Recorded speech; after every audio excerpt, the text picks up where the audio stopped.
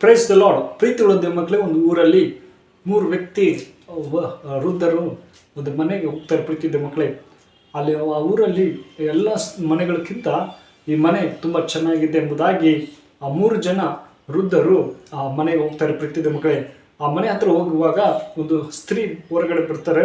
ಬರುವಾಗ ಆಶ್ಚರ್ಯದಿಂದ, ಏನಪ್ಪ ಈ 3 ಜನ ನಮ್ಮ ಮನೆ ಹತ್ತಿರ ಇದ್ದಾರಲ್ಲ, ಇವ್ರು ಯಾರು ಎಂಬಂತ ಹೋಗಿ ಕೇಳುವಾಗ, ಅಪ್ಪ ನೀವು ಯಾರು ಎಂಬುದಾಗಿ ಹೇಳಿ ಎಂಬುದಾಗಿ, ಅಪ್ಪ ನಿಮ್ಮ ಮನೆಯಲ್ಲಿ ಯಜಮಾನರು ಇದ್ದಾರೆ ಎಂಬುದಾಗಿ ಆ ಸ್ತ್ರೀ ಕೇಳ್ತಾರೆ. ನಮ್ಮ ಯಜಮಾನು ಇವಾಗ ಇಲ್ಲ, ಅವ್ರು ಕೆಲಸಕ್ಕೆ ಹೋಗಿದ್ದಾರೆ ಎಂಬುದಾಗಿ ಆ 3 ಜನ ವೃದ್ಧರಿಗೆ ಹೇಳ್ತಾರೆ.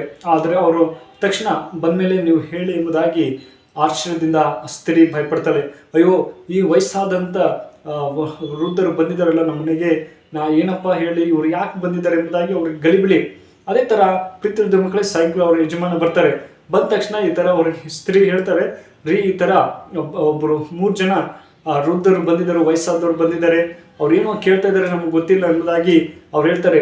ಕರಿ ಎಂಬುದಾಗಿ, ಒಳಗಡೆ ಕರಿ ಎಂಬುದಾಗಿ ಆ ಯಜಮಾನ ಸ್ತ್ರೀ ಹೇಳ್ತಾರೆ. ಸರಿ ಎಂಬುದಾಗಿ ಆ 3 ಜನ ವಯಸ್ಸಾದರು ಬರ್ತಾರೆ. ಅಪ್ಪ ನೀವು ಬನ್ನಿ ಎಂಬುದಾಗಿ ಕರೆಯುವಾಗ ನಿಮ್ಮ ಹೆಸರುಗಳು ಏನು ಎಂಬುದಾಗಿ ಕೇಳ್ತಾರೆ. ಮೊದಲನೇದಾಗಿ ಪ್ರೀತಿ ಎಂಬುದಾಗಿ, ಇನ್ನೊಬ್ಬ ವ್ಯಕ್ತಿ ಯಶಸ್ಸು, ಇನ್ನೊಬ್ಬ ವ್ಯಕ್ತಿ ಸಂಪತ್ತು ಎಂಬುದಾಗಿ ಅವ್ರು ಆಶ್ಚರ್ಯ ಪಡ್ತಾರೆ. ಈ ಥರ ಹೆಸರು ಇರ್ತದ ಜೀವನದಲ್ಲಿ ಎಂಬುದಾಗಿ ಅವ್ರು ಸಂತೋಷ ಪಡ್ತಾರೆ. ಆ ಯಜಮಾನ್ ಹೇಳ್ತಾರೆ, ಸಂಪತ್ತು ತಗೊಂಬರಿ, ನಮ್ಮ ಮನೆಯಲ್ಲಿ ಸಂಪತ್ತಿಲ್ಲ, ಎಷ್ಟು ಹಣ ಇದ್ರೂ ಕೂಡ ಆ ಹಣ ಇಲ್ಲದೆ ಜೀವಿಸ್ತಾ ಇದೀವಿ, ನಮ್ಗೆ ಸಂಪತ್ತು ಬೇಕು ಎಂಬುದಾಗಿ ಅವ್ರು ಕರೀತಾರೆ.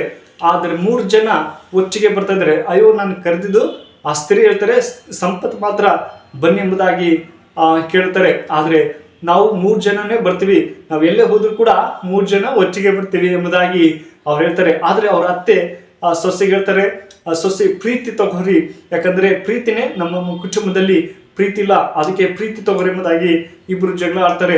ಇಲ್ಲ ಮಗ ಅಂತಾನೆ, ಇಲ್ಲ ನನಗೆ ಸಂಪತ್ತು ಬೇಕು ಅಂತಾರೆ. ತಾಯಿ ಅಂತಾಳೆ, ಇಲ್ಲ ನನಗೆ ಪ್ರೀತಿ ಬೇಕು ಎಂಬುದಾಗಿ ಹೇಳ್ತಾರೆ. ಆದರೆ ಕೊನೆಯಲ್ಲಿ ಅವರು ಪ್ರೀತಿನ ಆರಿಸ್ಕೊಳ್ತಾರೆ. ಹೌದು ಪ್ರೀತಿ ಮಕ್ಕಳೇ, ದೇವವಾಕ್ಯ ಹೇಳ್ತಾರೆ 1 ಕೊರಿಂಥ 13:4 ಹೇಳುತ್ತೆ, ಪ್ರೀತಿ ಬಹು ತಾಳ್ಮುಳ್ಳದು, ಅದು ತಾಳ್ಮುಳ್ಳದು, ಪ್ರೀತಿ ದಯೆ ತೋರಿಸುವುದು, ಪ್ರೀತಿ ಹೊಟ್ಟೆ ಕಿಚ್ಚು ಪಡೋದಿಲ್ಲ. ಹೌದು ಪ್ರೀತಿ ಮಕ್ಕಳೇ, ಈ ದಿನಗಳಲ್ಲಿ ಪ್ರೀತಿಯಿಂದ ನಾವು ಜೀವಿಸಬೇಕು. ಅದೇ ಥರ ಯಶಸ್ಸು ನಾವು ಕಾಣ್ತೀವಿ.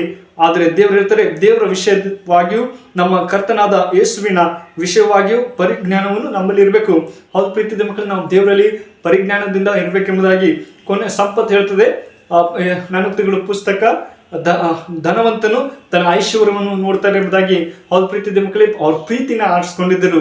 ಇಂದು ನಾವು ಯಾವುದನ್ನು ಆರಿಸ್ಕೊಳ್ತೀವಿ ನೀವು ತೀರ್ಮಾನ ಮಾಡ್ಕೊಳ್ಬೇಕು. ಪ್ರೀತಿ ಮಕ್ಕಳೇ, ಪ್ರೀತಿಯಿಂದ ನಾವು ಜೀವಿಸುವಾಗ ಕುಟುಂಬದಲ್ಲಿ ಎಲ್ಲದರಲ್ಲಿ ನಾವು ಪ್ರೀತಿಯಿಂದ ಜೀವಿಸೋಕ್ಕೆ ಸಾಧ್ಯ. ಯಾರ ಮೇಲೆ ನಾವು ಪ್ರೀತಿ ಹೊಟ್ಟೆ ಕಿಚ್ಚು ಪಡೆದೆ ನಾವು ಪ್ರೀತಿಯಿಂದ ಎಲ್ಲರೊಟ್ಟಿಗೆ ಜೀವಿಸುವಾಗ ದೇವರು ನಮ್ಮನ್ನು ಆಶೀರ್ವದಿಸ್ತಾನೆ. ಈ ವಿಡಿಯೋ ನಿಮಗೆ ಇಷ್ಟವಾದರೆ ದಯಮಾಡಿ ಸಬ್ಸ್ಕ್ರೈಬ್ ಮಾಡಿ. ದೇವರು ನಿಮ್ಮನ್ನು ಆಶೀರ್ವದಿಸಿ ಕಾಪಾಡಲಿ. ಆಮೇಲೆ